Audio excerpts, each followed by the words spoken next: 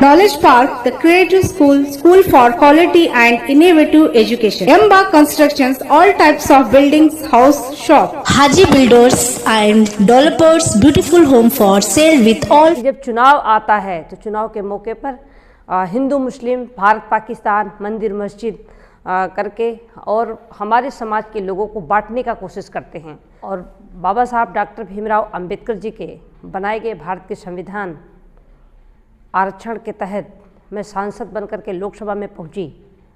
2014 में जब मैं सांसद बनकर लोकसभा पहुंची, कुछ दिन तो मुझे लगा समझने में, और जब मैं समझ पाई कि बीजेपी आरएसएस की सरकार भारत के संविधान में दिए गए कानून को बदलना चाहती है, आरक्षण को समाप्त करना चाहती है, बहुजन समाज के लोगों को गुलाम बनाना चाहती है, इसको लेकर के सदन से लेकर सदन तक मैंने आवाज़ को उठाया। और जब मैंने संविधान को बचाने के लिए, आरक्षण को बचाने के लिए लोकसभा में आवाज़ उठाया तो बीजेपी आरएसएस के लोगों ने मेरी बातों को अनसुनी की। और जब अनसुनी की तो मैंने बीजेपी जैसे पार्टी को भी छोड़ दिया और सांसद पद छोड़ करके सदन से लेकर सड़क तक मैं बहुजन समाज के लोगों को जगाने का काम किया। मैं 2017 से मैं आंदोलन चला रही हूँ और 2019 के चुनाव के पहले ही मैं पूरे भारत के बहुजन समाज के लोगों से अपील कर रही थी कि 2019 में बीजेपी की सरकार आएगी तो हमारा संविधान में दिए गए कानून खतरे में होगा। लेकिन उस समय हमारी बातों को लोगों ने हल्के में लिया। आज भारत का पूरा विपक्ष संविधान को बचाने के लिए, लोकतंत्र को बचाने के लिए, आज़ादी को बचाने के लिए आवाज़ उठा रहे हैं। यहाँ तक कि सुप्रीम कोर्ट के जज भी बोल रहे हैं कि भारत का लोकतंत्र खतरे में है। भारत का पूरा विपक्ष बोल रहा है कि भारत का लोकतंत्र खतरे में है। आज पूरे भारत के बहुजन समाज के लोग चिंतित हैं, दुखी हैं। महंगाई, बेरोजगारी, अत्याचार, शोषण, अन्याय से लोग चिंतित हैं, दुखी हैं। बीजेपी आरएसएस का कब्जा पूरे भारत पे जुडिशरी हो या जिस तरीके से चुनाव हो रहे हैं, इस चुनाव में जिस तरीके से छल किए जा रहे हैं कि जब चुनाव आता है तो चुनाव के मौके पर हिंदू मुस्लिम भारत पाकिस्तान मंदिर मस्जिद करके और हमारे समाज के लोगों को बांटने का कोशिश करते हैं, आपस में लड़ाने का काम करते हैं। और खासकर गरीब, कमज़ोर, लाचार, जो बेसहारा है लोग, बेरोजगार लोग हैं, चुनाव के मौके पर चंद लालच दे करके कभी गेहूं, कभी चावल, तो कभी तेल, तो कभी खाते में पैसे डाल करके जिस तरीके से वोट लेने का कार्य कर रहे हैं, इससे अब बहुजन समाज के लोगों को सोचना होगा, समझना होगा। इसलिए कि 2024 में ये बीजेपी को पुनः सत्ता में लाने के लिए हर हथकंडे अपनाने की कोशिश करेंगे।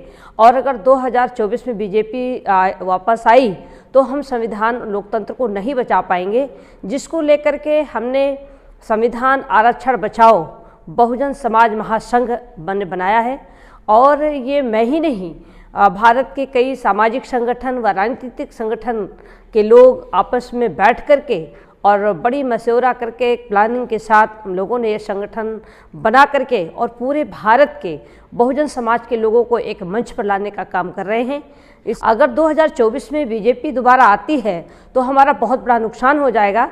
इसके लिए 26 नवंबर 2023 को भारत की राजधानी नई दिल्ली में हम लोग बहुत बड़ी रैली करने जा रहे हैं और उस रैली का बैनर होगा संविधान आरक्षण बचाओ बहुजन समाज महासंघ के माध्यम से कार्यक्रम किया जाएगा। और उस कार्यक्रम में भारत में सामाजिक संगठन, राजनीतिक दल के लोगों को हम सब लोग एक मंच पर लाएंगे और उसी दिन 26 नवंबर 2023 को ही मंच से ऐलान होगा कि बीजेपी का विकल्प कौन होगा। आज के तारीख में हमें पार्टी नहीं देखना है, निजी स्वार्थ को छोड़ना होगा और पार्टी को देखेंगे तो हम संविधान को नहीं बचा पाएंगे। बाबा साहब डॉक्टर भीमराव अंबेडकर जी बड़ी संघर्ष करने के बाद उन्होंने भारत के करोड़ों करोड़ों बहुजन समाज के लिए संविधान में कानून बना करके और हम कानून को लागू कराकर आज हम सबको बराबरी में लाने का काम किए हैं।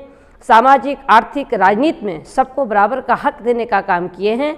अब उस संविधान को, उस कानून को बचाने के लिए हम सभी लोग एकजुट होंगे और विकल्प के रूप में हम लोग तय करेंगे कि बीजेपी का विकल्प कौन होगा।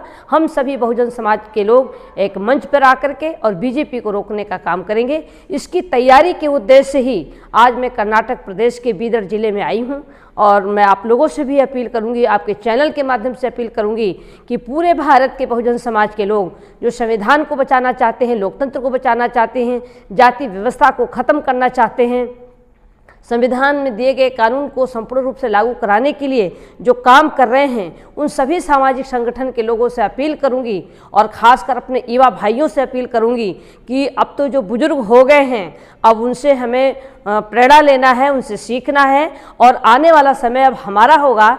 चूँकि युवा पीढ़ी नई पीढ़ी है और युवा पीढ़ी के ही भविष्य को आज की सरकार खतरे में डालने जा रही है, इसलिए हम बुजुर्गों से ज़्यादा युवाओं की जिम्मेदारी है। जिस ओर जवानी चलती है उस ओर जमाना चलता है। अब वो वक्त आ गया है कि सभी लोग एकजुट होकर के संविधान लोकतंत्र को बचाने के लिए सब लोग एकजुट हों और बीजेपी का विकल्प के साथ खड़े हों, यही मैं अनुरोध करती हूँ। मैडम, अभी आपने कहा कि जिस तरह लोकतंत्र खतरे में है, मगर कुछ हिंदुओं का कहना है कि हिंदू खतरे में है।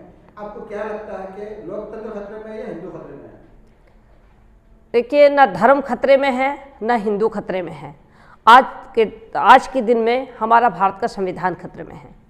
हमको धर्म नहीं चलाता, बल्कि हमें आज भारत में जो भी व्यवस्था, चाहे वो नौकरी हो, रोजगार हो, शिक्षा हो, समाज हो, जो भी व्यवस्था आज हमको मिल रहा है वो भारत के संविधान में दिए गए कानून के तहत चल रहा है। इसलिए आज आरएसएस बीजेपी को डर अगर किसी से है तो वो संविधान से है। संविधान को ख़त्म करना चाहते हैं, संविधान को बदलना चाहते हैं। आज अगर हमारे देश में अगर खतरे में है तो भारत का संविधान खतरे में है, शिक्षा खतरे में है, रोजगार खतरे में है, नौकरी खतरे में है, आज़ादी खतरे में है, आरक्षण खतरे में है। इसलिए मैं कहती हूँ कि बीजेपी को रोकने के लिए सब लोग विकल्प में आए। आप 2014 में बीजेपी से एमपी रहे, फिर आपने बीजेपी छोड़ा, फिर कांग्रेस ज्वाइन किया, फिर आप कांग्रेस भी छोड़ दिया, फिर आपने नई पार्टी बना ली। आपने दोनों पार्टी के साथ काम किया तकरीबन, तो आपने दोनों पार्टी में क्या अंतर देखा है? कौन सी पार्टी बेहतर है या कौन सी पार्टी आपको बुरी लगी? देखिए, आज की तारीख में पार्टी का काम करने की मैं बात नहीं कर रही हूँ। आज के तारीख में जो परिस्थितियाँ पैदा करती जा रही बीजेपी आरएसएस की सरकार, उस परिस्थितियों को देखते हुए हमें विकल्प की बात करनी है। हमें पार्टी की बात नहीं करनी, हमें विकल्प की बात करनी है। इसलिए कि 2024 में बीजेपी भी करो मरो की स्थिति में काम कर रही है कि हम दोबारा पुनः सत्ता में आए। और मैं चाहती हूं कि अगर बीजेपी सत्ता में आती है तो हमारा संविधान खतरे में है। इसलिए बीजेपी को रोकने के लिए हमें पार्टी नहीं देखना है, हमें दल नहीं देखना है, हमको विकल्प देखना है। वैसे तो पार्टी मैंने भी बनाई है, कांशीराम बहुजन मूल निवासी पार्टी हमारी है, कांशीराम साहब के जी के विचारधारा पर मैंने पार्टी बनाई है। लेकिन अगर हम पार्टी का प्रचार करेंगे तो हम बीजेपी को नहीं रोक पाएंगे। इसलिए हमें बीजेपी को रोकने के लिए हमें पार्टी नहीं देखना है, हमें दल नहीं देखना है, हमें नेता नहीं देखना है, बल्कि बीजेपी का विकल्प देखना है। हम विकल्प के साथ हैं। तो आपको क्या लगता है विकल्प क्या होगा? वो विकल्प तय होगा 26 नवंबर 2023 में, जब भारत की राजधानी नई दिल्ली में रैली होगी। उसी रैली में तमाम सामाजिक संगठन और राजनीतिक दल के लोग एक मंच पर होंगे और वहीं से ऐलान किया जाएगा कि बीजेपी का विकल्प कौन होगा। अपोजिशन जब हारती है तो ईवीएम पे दोष देती है कि ईवीएम में गड़बड़ है, जब जीतती है तो खामोश रहती है। इससे क्या मतलब हो सकता है?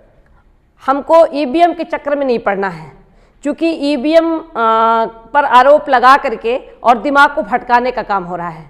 हमें एक ज़मीन पर काम करने की ज़रूरत है, हमें वोटरों को तैयार करने की ज़रूरत है। जो वोटर पीड़ित है, परेशान है, दुखी है, चिंतित है, उन वोटरों को बीच में हम जाएं और उनको तैयार करें, बीजेपी के विकल्प के रूप में तैयार करें। और जब जनता ही आंदोलित हो जाएगी, जनता ही वोट देने के लिए तैयार हो जाएगी, तो ईवीएम कुछ नहीं कर पाएगी। ऐसी स्थिति में हमें समाज के बीच में काम करना है और ख़ासकर में समाज के जो सामाजिक संगठन के लोग काम कर रहे हैं, लोग कहते हैं कि आरएसएस के पास बहुत बड़ा संगठन है, बीजेपी के पास बहुत बड़ा संगठन है, लेकिन बीजेपी से बड़ा संगठन हमारे बहुजन समाज के पास है। चाहे वो दलित समाज हो, चाहे वो पिछड़ा समाज हो, चाहे वो लिंगायत समाज हो, चाहे वो मुस्लिम समाज हो, तमाम सामाजिक संगठन के माध्यम से हमारे लोग गांव तक पहुंचे हैं। लोग कह रहे हैं कि ये लोग अलग अलग संगठन बना करके काम कर रहे हैं, तो भारत बहुत बड़ा भारत है। बहुत बड़े भारत में तमाम छोटे छोटे संगठन बना करके लोग गांव तक पहुंच चुके हैं, गांव तक लोगों को जोड़ने का काम किए हैं। अब उन सामाजिक संगठन के लोगों को, उन युवाओं को हमको एक मंच पर ला करके उनको कैडर करने की जरूरत है, उनको तैयार करने की जरूरत है। वही गांव में जाएंगे, वही बूथों पर जाएंगे, वही वोट निकालने का काम करेंगे, वही बीजेपी का विकल्प बताएंगे, वही बीजेपी के विकल्प में वोट डलवाने का काम करेंगे, तभी हम बीजेपी को रोक पाएंगे। इसके लिए हम ईवीएम तरफ न जा करके बल्कि हम वोट को तैयार करें।